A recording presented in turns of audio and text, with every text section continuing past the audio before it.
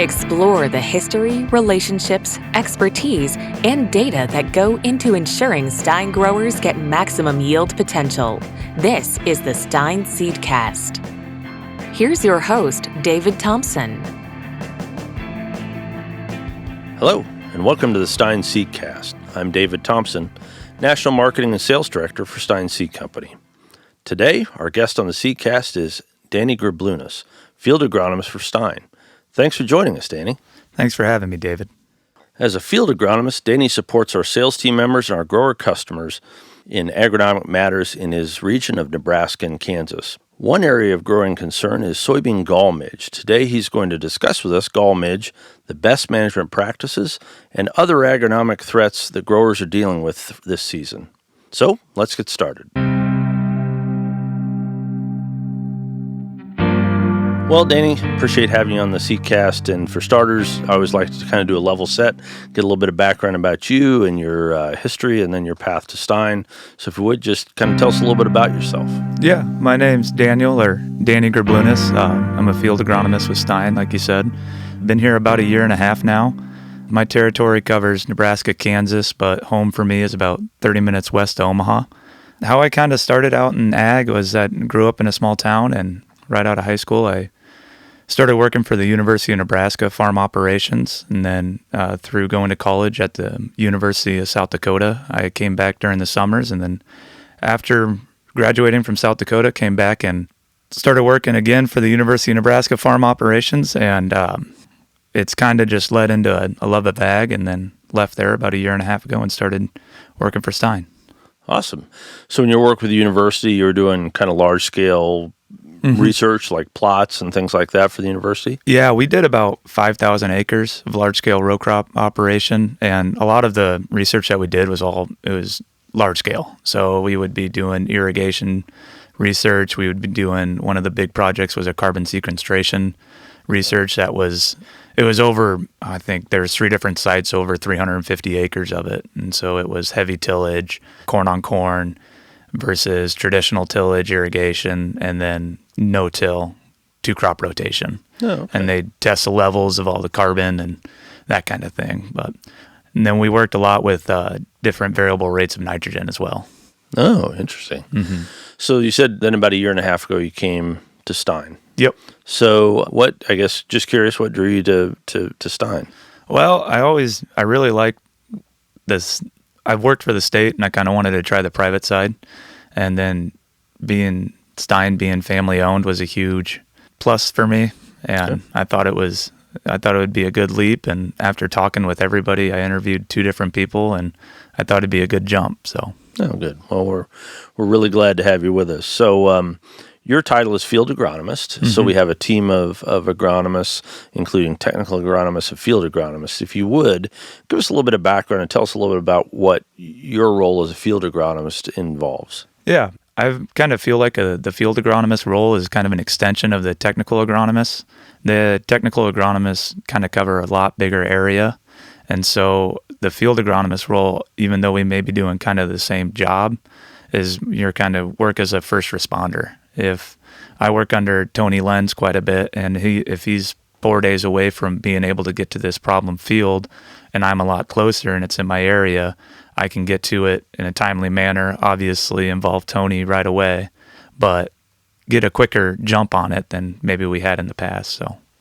So you kind of work as a team approach. You can kind of have work up and down the line as needed, depending on where the need is. Exactly. Oh, Exactly. Good. Yep.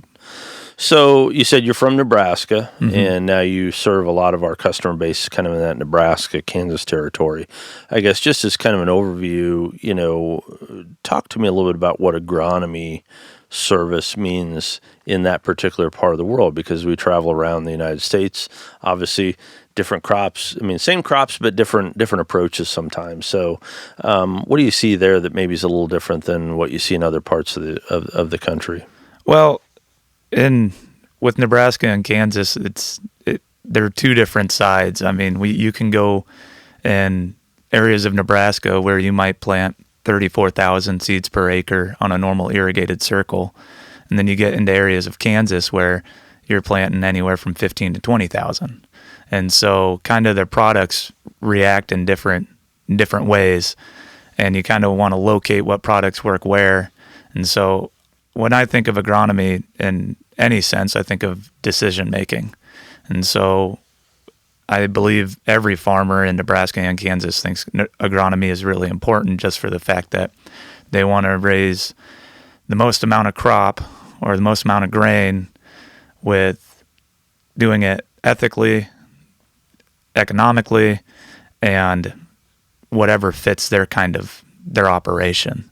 Sure. So, and you bring up a great point. Even despite the geographic proximity of Nebraska and Kansas, cropping is not the same. Even in that geography that you serve, one day to the next, you might be working in a very, very different area. When you think about the challenges that growers will face this summer, for example, in your particular area, what are some of the bigger challenges that they tend to face? A lot of it comes back to weather. Obviously, in the last 3 years, it's been fairly dry compared to this year. I know that's not the case, but weather is a huge factor.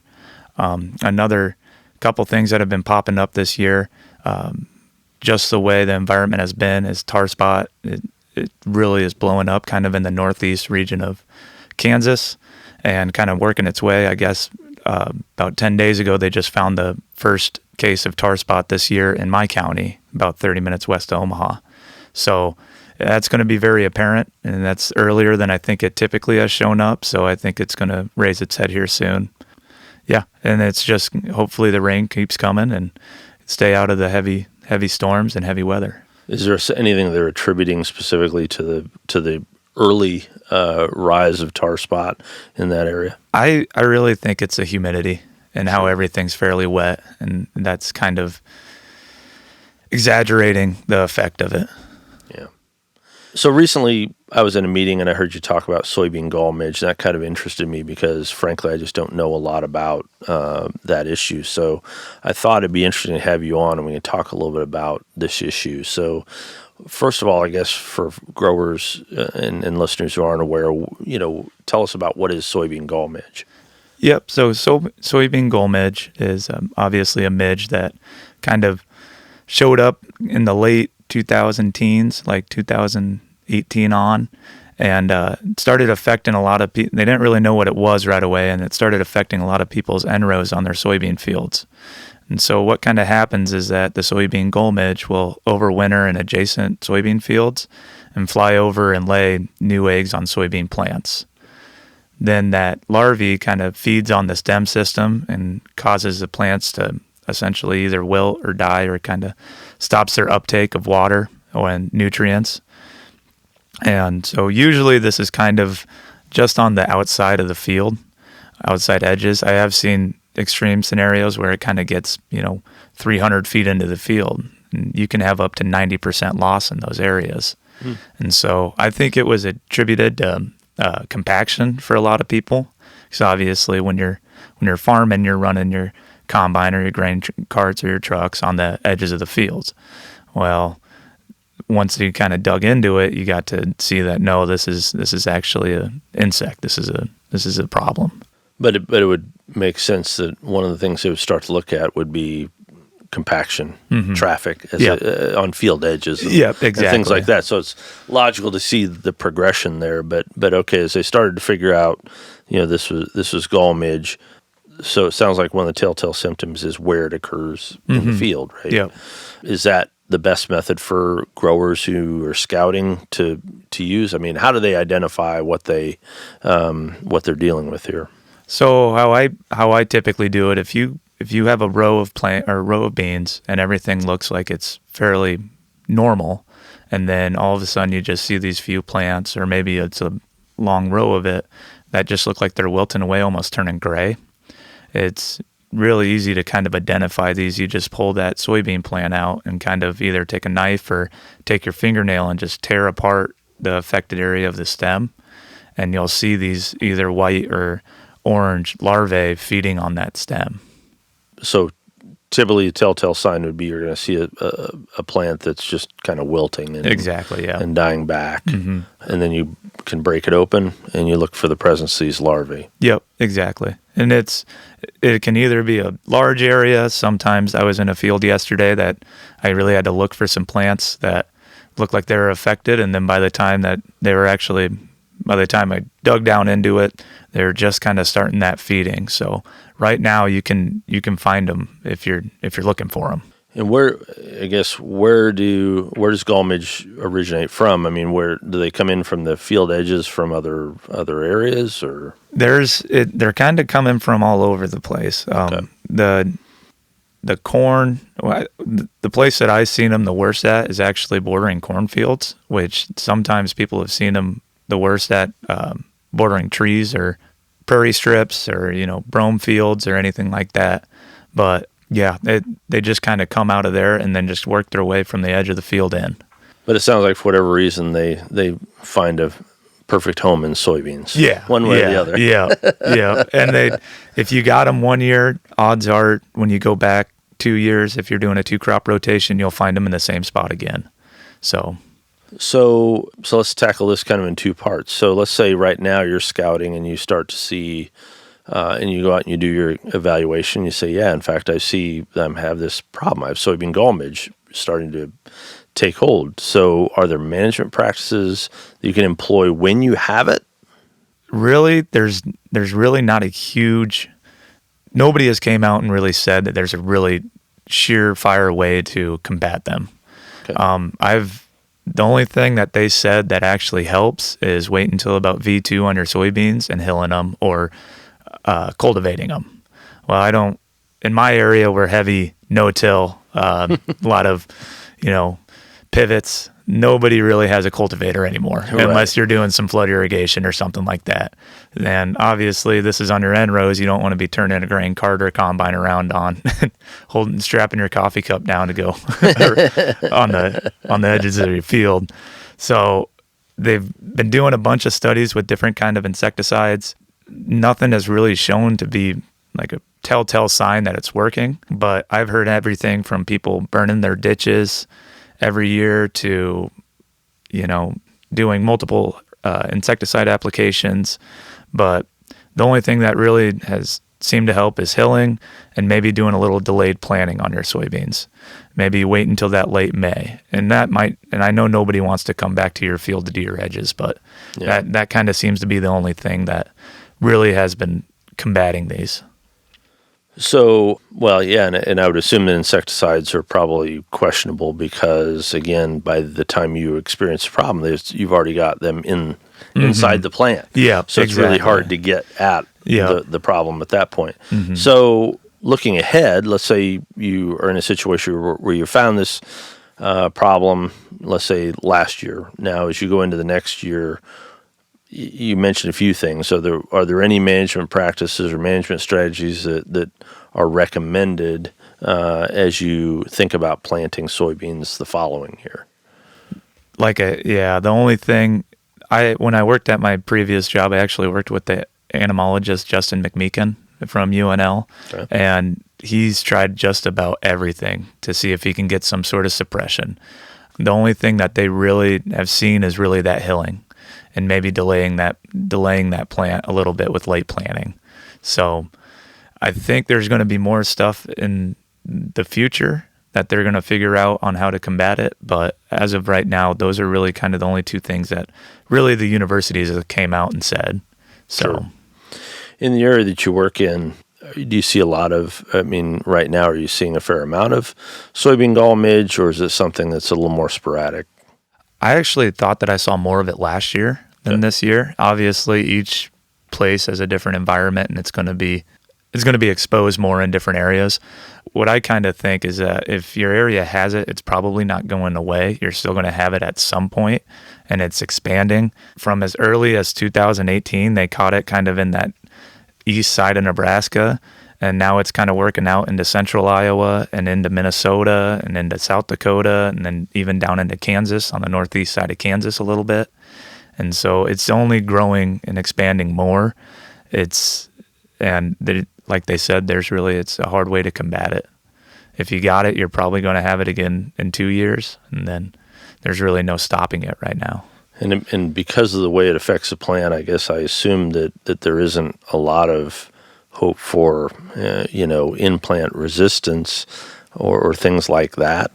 Yeah, the University of Nebraska came out with 2 different PI lines that they say have resistance. And now I don't know if they've came out and published anything on that. Okay. But what we are actually doing this year is in Avoca, Iowa, we are taking, I believe it's 33 different lines of our own varieties that we have in the market now and putting them in those problem areas. And in those problem areas, we're just doing visual observations because you'll be able to tell if it has it or not. And so we kind of want to see if UNL claims that we have 2 lines that have resistance to it. What are the odds that we have something to our disposal in our own breeding program that has resistance as well? And so that would be huge if we can identify something that we have that has resistance to it or fares better against gall midge than something that doesn't. So, well, like you said, this problem hasn't necessarily been on the radar for a tremendously long time. No. Hopefully there's maybe some solutions that already exist that maybe we just haven't evaluated them for that yet. So yeah. And I haven't heard of anybody really doing that. So that's pretty exciting. So if growers have concern about soybean gall midge, are there resources that they can get a hold of? Mm-hmm. So actually, the University of Nebraska has a gall midge tracker that they keep up to date daily on, or whenever they get reports in different counties. And so you can go onto their website and actually look up, and it's not just Nebraska, it's South Dakota, Minnesota, Iowa, Kansas, that if you found them, or it'll tell you if you have them in your county. And then, like I said, it's pretty easy to go out to the edge of your field, and if you see a couple wilting plants, just to pull that stem and look at that stem and see if you can see the abrasions and pull that skin back and see if you have that larvae feeding on the stem. So like you said, right now there's probably, if you do find that, unfortunately, there's not a lot you can do about it. Yeah, But knowing at least what's going on may help prepare you for what's to come and make future plans. So kind of moving from gall midge, I guess, what are you seeing in the area that you serve? Like you said, the weather's probably a little different than it has been the last few seasons. Is that bringing to rise different pests or different diseases than stuff that you've been used to? Mm-hmm. Yep. And on the soybean side, so last year in my immediate area, we had the driest June that we've ever had. It was 1700s of rain. Come July, we had 13 or 14 inches, which is pretty uncommon for Nebraska. I really think that white mold's going to be an issue again this year. If that canopy is staying wet all the time and it's not getting airflow, I think it's going to become an issue. And I think the same thing kind of with SDS is going to be an issue with soybeans again this year.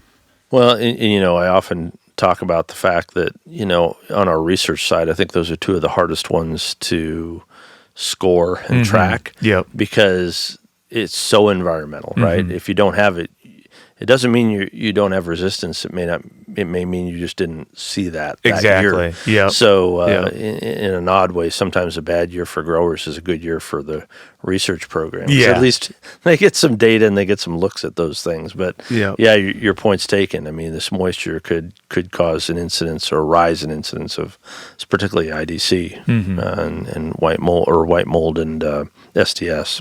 So one thing that's really what we're trying to do as an agronomy group as well is we have all these soybean plots that are kind of spaced throughout our entire regions, and we have anywhere from 16 to 30 soybean varieties in that area, and all of these beans are planted with no treatment on them because we want to see exposure.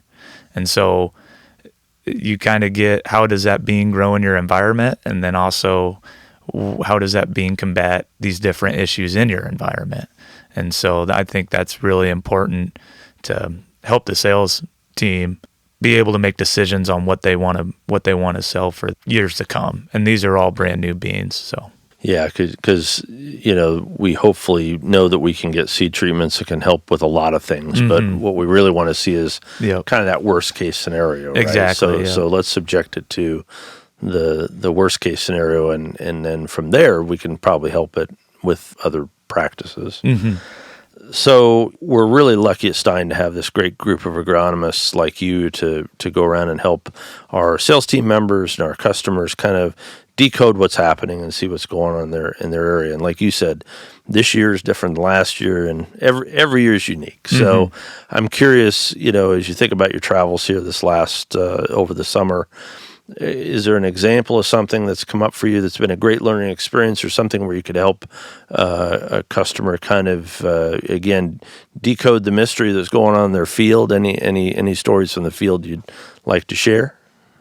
One thing that happened a couple weeks ago was that we had a field out west of Kearney, Nebraska, which is pretty much central Nebraska, and they had a field get smoked by some sort of herbicide, and it wasn't a dicamba, but these beans were all cupped up, and they're all, almost look like when I used to applicate, it used to be like Ultra Blazer. These beans were burnt down to nothing, and so after talking with the farmer, we kind of established that no, there wasn't anything systemic that's going to kill that bean. It's just going to get burned down, and if it doesn't get some relief, yes, that bean may die. But after going out there in about a week, we kind of saw, okay, now we're seeing new growth. They're going to be behind because they're so stunted.